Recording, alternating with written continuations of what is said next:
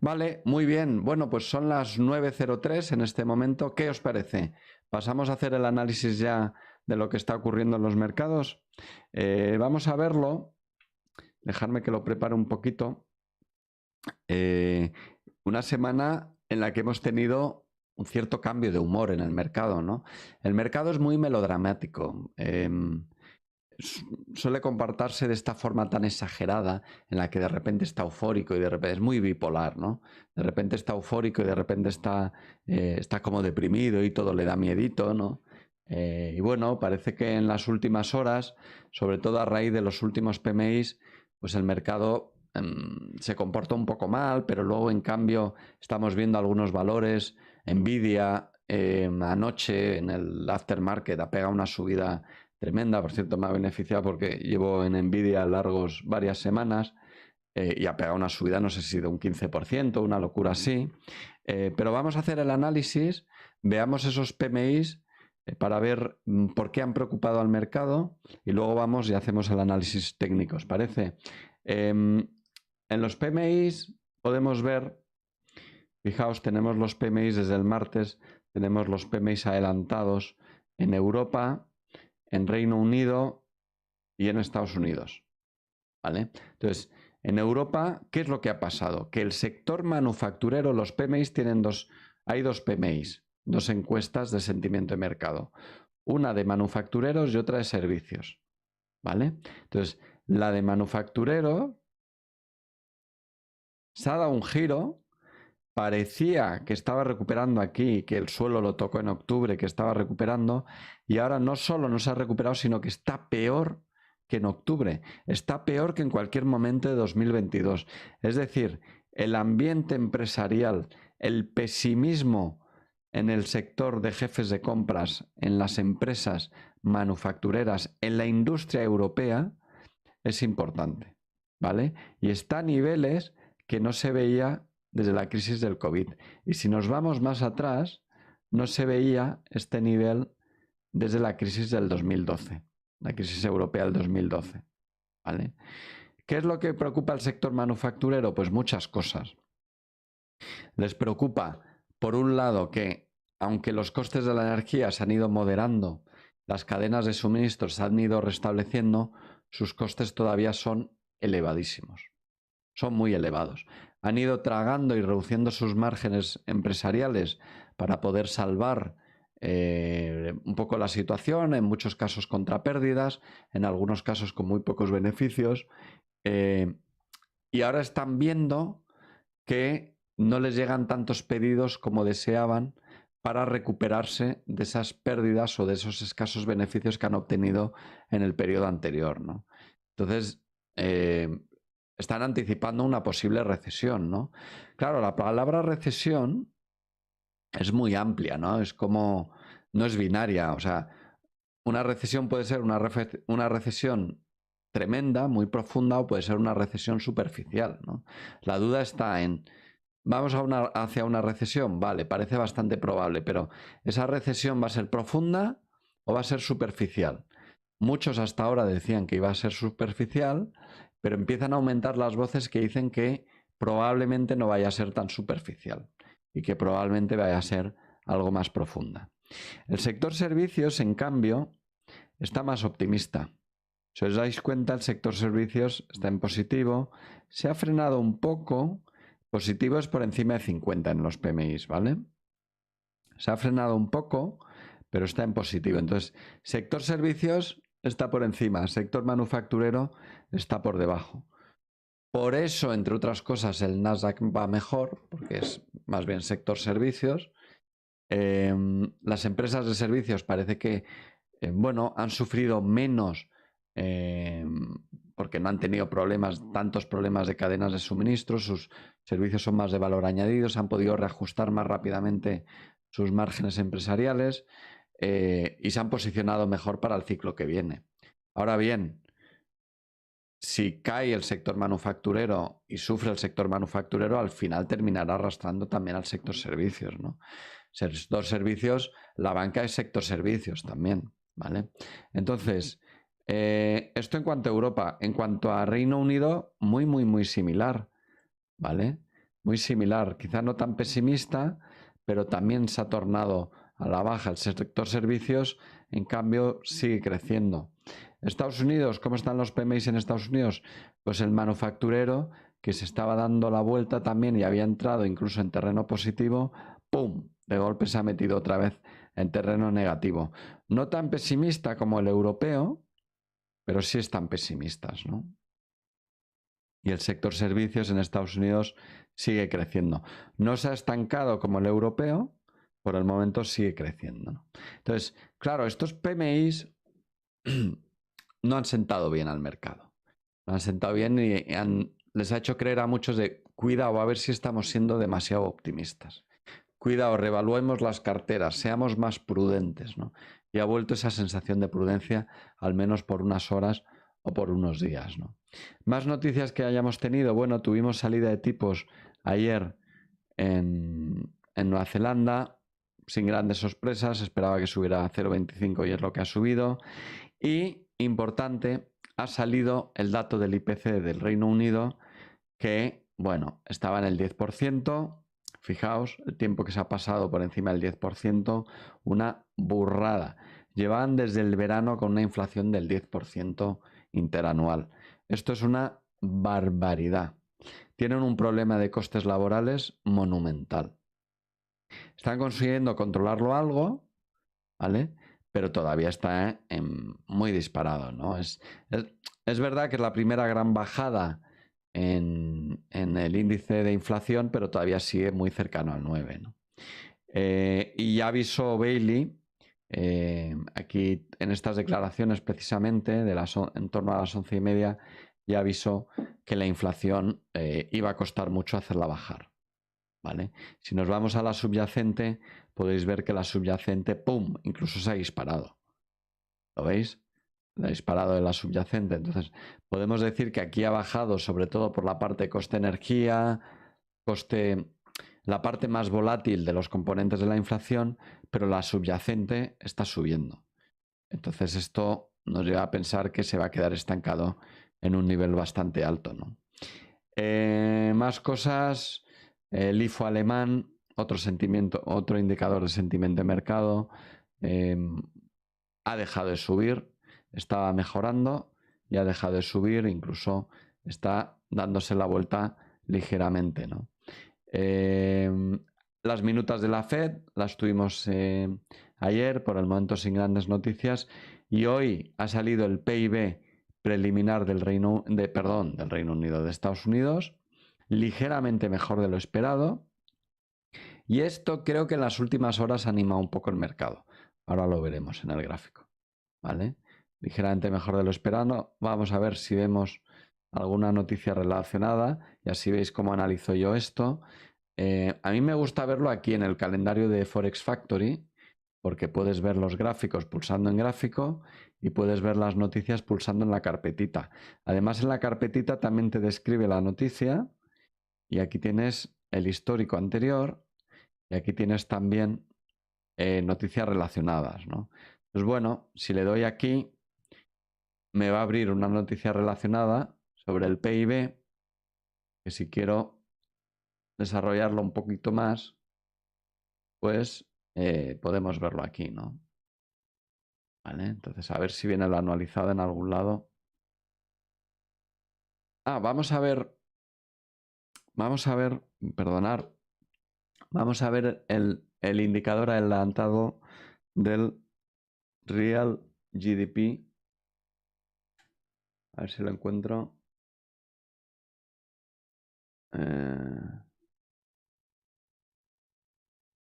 ¿Dónde lo tengo? No, el GDP Now se llama, perdón. GDP Now. Veréis. Este es muy interesante. Es un indicador de la Fed de Atlanta, de una de las ramas de la Fed, digamos, ¿no? Una de las branches. El GDP Now es un indicador que intenta calcular en tiempo real el PIB anualizado, ¿no? Entonces, fijaos cómo en el último forecast lo está dando en torno al 3%, incluso ha tenido aquí una ligera subida, ¿no? Entonces, bueno, esto es bueno, ¿no? Esto seguramente traslada cierto optimismo al mercado, ¿no?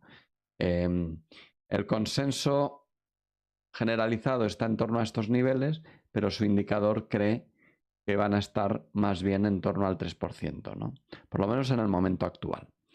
Vámonos con los gráficos. Empecemos con el SP500, que fijaos lo que hizo ayer. Ayer quiso desplomarse. Acordaos que llevo avisando tiempo que se pueden producir falsas roturas del 4200. Fijaos cómo se produjo esta falsa rotura, ¿vale? Rompe el 4200, testea y se viene para abajo. Se crea una situación de pánico absurda intradiario. En el día de ayer, vamos a verlo en el gráfico, por ejemplo, horario, y podéis ver como en el día de ayer fue 24, como en el día de ayer fue tremendamente bajista, ¿no? Durante gran parte del día, y solo al final del día pues consiguió remontarse, dio la vuelta. ¿Lo veis? Claro, eso visto en gráficos diarios es una vela de rechazo, es esta vela de aquí, martillo roja, ¿vale? Porque el precio bajó, o sea, el índice bajó y luego se dio la vuelta. Y en el día de hoy está dubitativo, está que ni chicha ni limoná, como decimos aquí, ¿no? Como dicen en el sur. Ni chicha ni limoná, ni blanco ni negro, ni sube ni baja. Está ahí, es una vela de indecisión. Entonces el mercado se ha quedado ahí buscando argumentos, pero el argumento bajista de los PMIs no ha durado mucho. ¿Vale? Duró el día de anteayer y el día de ayer. ¿Vale? ¿Cómo ha afectado esto al Nasdaq? Pues fijaos, quiso bajar, pero enseguida subió, hasta el punto que el Nasdaq ya está realizando unos máximos, ¿no? Hay valores en el Nasdaq, vamos a analizar algunos de esos valores. Hay valores en el Nasdaq que están subiendo mucho, ¿no? Acciones USA, vamos a verlo aquí. Pues por ejemplo, Nvidia, la que os decía, pues menudo subidón se ha pegado aquí, ¿no? Ha pegado un subidón tremendo. A mí me viene muy bien. Yo entré por aquí aproximadamente en mi cartera de gestión activa en Darwin X0, ¿no? Pero claro, esto no es... Yo no preveía esto. Yo entré aquí largo porque lo que buscaba era una entrada largo tras este proceso de reacumulación que tenemos aquí en una tendencia alcista, ¿vale? A ver qué hace Meta. Meta también está alcista, ¿no? Y hoy ha abierto con un gap alcista, aunque de momento con dudas.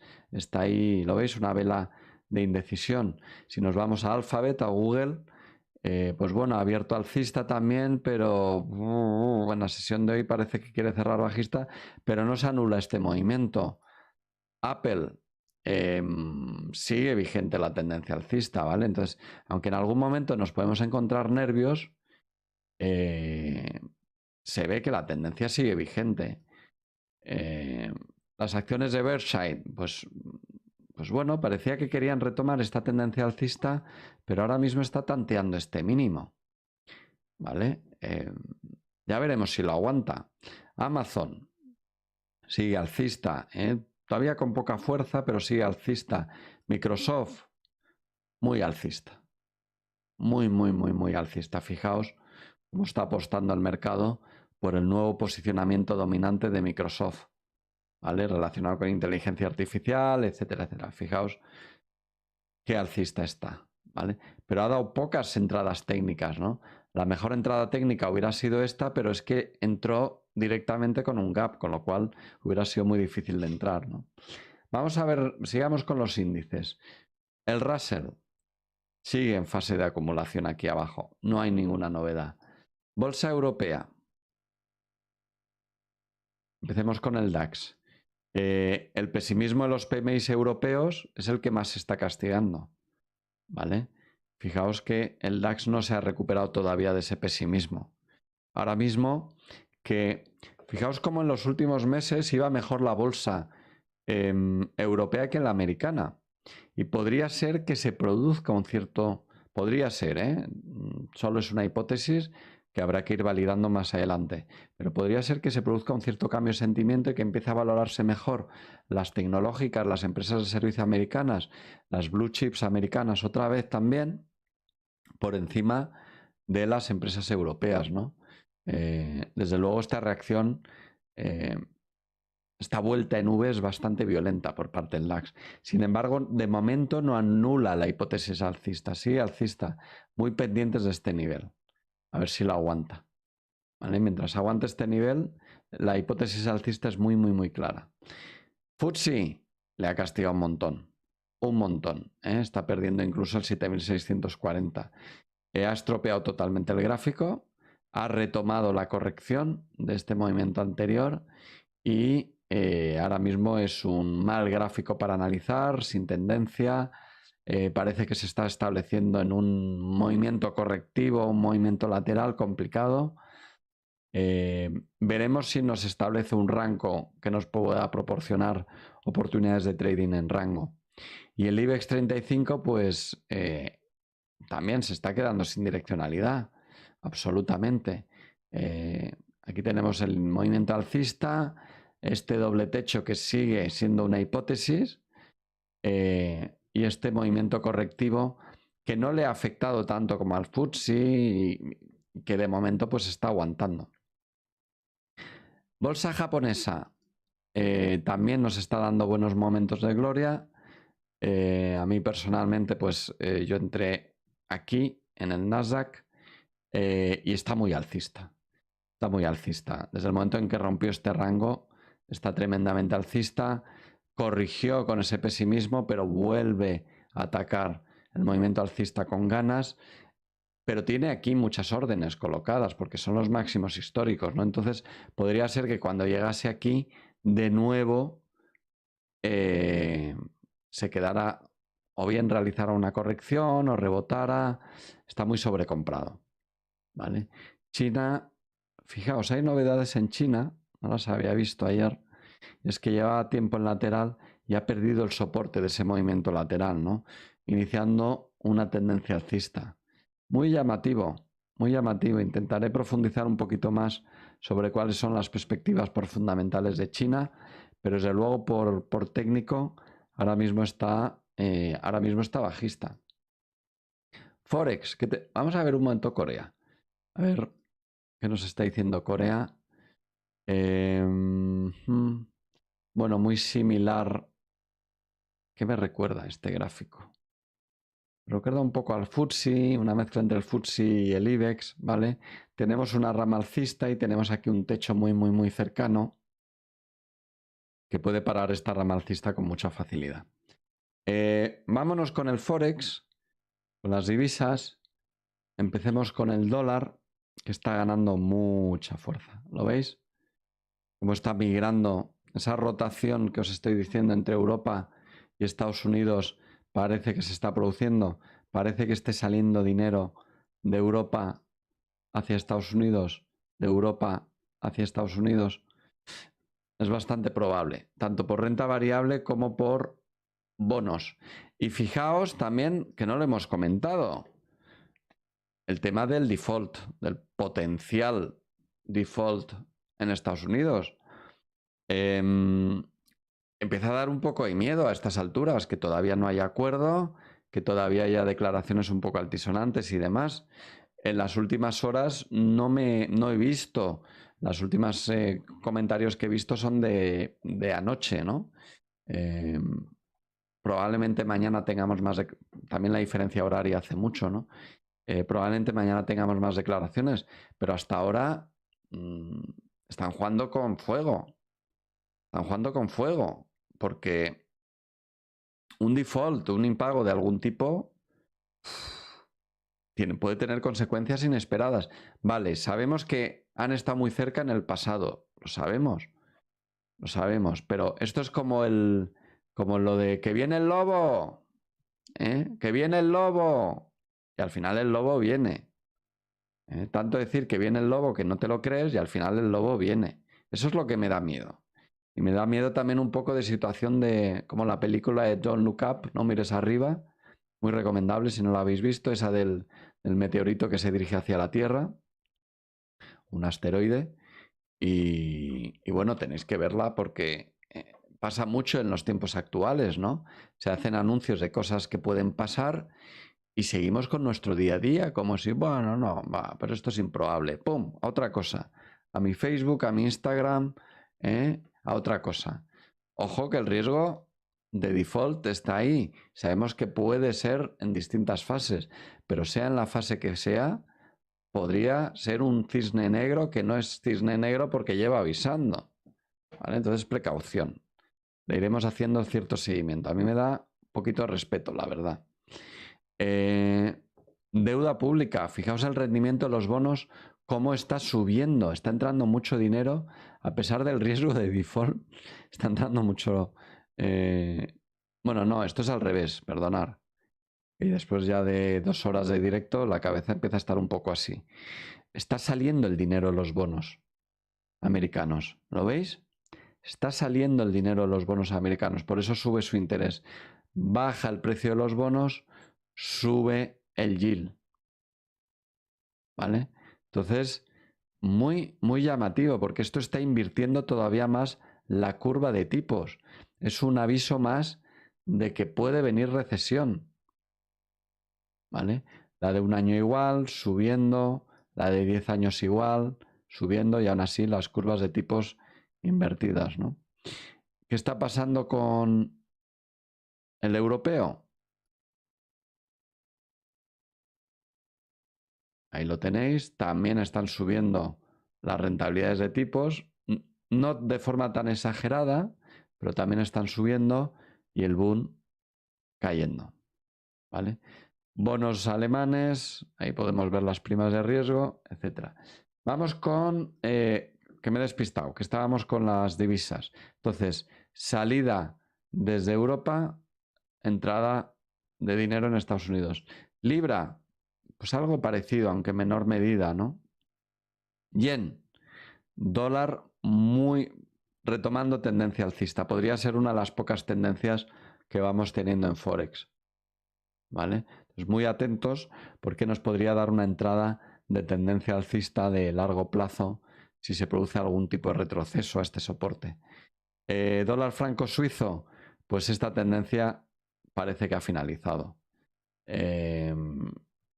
Parece que está finalizando. Fijaos este movimiento de platillo, de agotamiento, que además coincide con un soporte bastante importante en gráficos semanales. Eso parece que ha finalizado. Vámonos con las criptos. Bitcoin, ¿qué está pasando con el Bitcoin? A ver, en mi opinión, este movimiento bajista del Bitcoin está más producido por la caída del dólar que por la, por la subida del dólar que por la caída del Bitcoin. ¿Vale? Tengo aquí también, mira, voy a meter aquí un gráfico que es el de BTC euro. Venga, vamos a ponerlo aquí. El de este, por ejemplo, el de Binance. No creo que cambie mucho. Fijaos, a ver, si es en euro, así es en dólar. Bueno, está muy similar.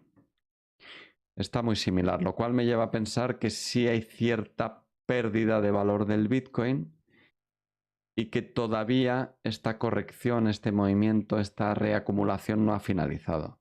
Sigue vigente la hipótesis alcista en el Bitcoin, ¿eh? Pero ojo porque podría realizar una corrección más profunda. Materias primas, ya avisamos que el crudo se iba a quedar lateral, es como está, lateral, puede dar oportunidades de trading en rango. El oro sí creo que está cayendo más por la apreciación del dólar que por una caída en el valor del oro, pero en cualquier caso eso ha detenido la tendencia alcista, la ha detenido pero no la ha anulado. Es decir, ahora mismo la hipótesis alcista sigue vigente, ¿vale? Pero muy importante ver qué tal aguanta estos niveles entre el 1920 y el 1900 aproximadamente. Muy importante ver esa zona de soporte cómo la aguanta. He puesto aquí la cotización en euros y si os dais cuenta, el oro en euros no está tan no está rompiendo soporte, ¿vale? Por eso, en este caso sí creo que el peso de la fortaleza del dólar sí que es mayor que en el caso del Bitcoin, ¿no? El cobre cayendo, anticipando una posible recesión, es un indicador adelantado de esa posible recesión, ¿vale? A ver, consulta que estáis aquí. Mira el pedazo hombro, cabeza, hombro que había hecho de Nvidia. ¡Wow! A ver, voy a verlo. En cualquier caso, yo no lo vi en su momento. Yo no lo analicé como hombro, cabeza, hombro invertido. Ah, ya, te refieres a esto. Sí, pero sí, este de aquí. Lo que pasa es que es tan amplio. Cuando son tan amplios son muy difíciles de aprovechar. En todo caso, lo que sí era muy evidente es que aquí había una tendencia alcista. A mí al menos me pareció muy evidente que aquí había una tendencia alcista establecida, incluso con gaps alcistas, y aquí nos dio un rango que suelen ser procesos de reacumulación en la zona del máximo anterior, ¿no? Un máximo importante anterior. Entonces, mi hipótesis era que si rompía este rango, entrar largo, ¿no? Entonces esperé a que diera retroceso y entré largo ahí. Vale, ese fue mi planteamiento en esa operación.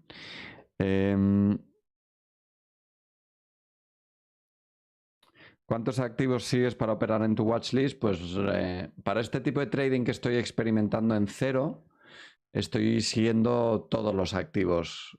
A ver, no todos en el watchlist. Pero digamos que estoy, lo mismo que estoy analizando habitualmente, tanto en mis vídeos de IG los lunes, como aquí en Profit Factor, como luego a nivel personal, es lo que sigo luego en mi watchlist, ¿no? Entonces, en cuanto elaboro hipótesis de algún tipo, me lo pongo en un watchlist en MetaTrader o lo sigo más de cerca en MetaTrader, y si me da una señal del tipo que busco, pues la tomo. Ricardo dice, me encanta esa limpieza de gráficos, que bien se ve. Hablaban de sentimiento positivo en el incremento del techo de deuda, McCarthy y compañía. Pues mañana me lo analizaré. A ver, va a haber subidas y bajadas en el tono, pero lo cierto es que hasta que no haya acuerdo, un poquito de miedo, ¿no? Lo dicen por calmar a los nervios, dice Jonas. Sí, sí, exactamente. O sea, pensar que esos políticos están ahí. O sea, vamos a ver, que no haya acuerdo no solo perjudica a todas las economías, sino también a las dos partes de la mesa, a republicanos y a demócratas, ¿no? A los republicanos porque generaría una crisis que sus votantes y la gente que financia al Partido Republicano, las empresas que financian al Partido Republicano, le dirían, oye, dejaos de tonterías, ¿por qué? ¿Entendéis, no? Es decir, ellos también tienen presión por llegar a un acuerdo. Entonces es verdad que va a haber, como en los combates de boxeo o de artes marciales mixtas, en el que hay esas peleas de gallitos, esos encaramientos antes de la pelea, en, tú más, y que dicen cosas, pero que luego a lo mejor por detrás la procesión va por otra parte, ¿no? Entonces, lo cierto es que eso pone nervioso al mercado. El mercado, analizas a los principales analistas o escuchas a los principales analistas de los principales bancos de inversión y todos te dicen, no, no, va a haber un acuerdo. Claro, no van a decir que no, pero aún así la posibilidad de que no lo haya está ahí, ¿eh?